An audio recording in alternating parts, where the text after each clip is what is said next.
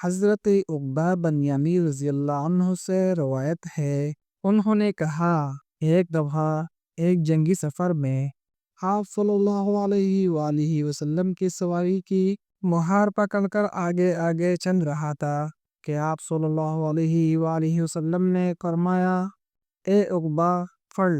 میں نے آپ صلی اللہ علیہ وآلہ وسلم کی طرف کان لگایا تاکہ آپ صلی اللہ علیہ وآلہ وسلم جو فرمائے وہ میں سن کر پڑھوں۔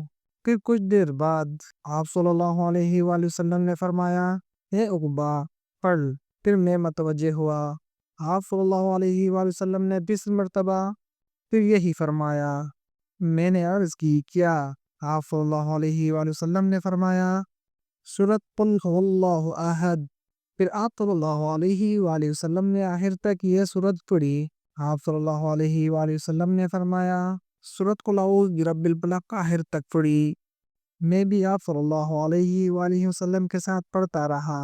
پھر آپ صلی اللہ علیہ وآلہ وسلم نے فرمایا، سورۃ قل اعوذ برب الناس آخر تک پڑھی۔ میں بھی آپ صلی اللہ علیہ وآلہ وسلم کے ساتھ پڑھتا رہا۔ پھر آپ صلی اللہ علیہ وآلہ وسلم نے فرمایا، کسی شخص نے ان جیسی صورتوں یا کلام کے ساتھ اللہ تعالیٰ کی پناہ حاصل نہیں کی۔ سنن النسائی حدیث نمبر 5432۔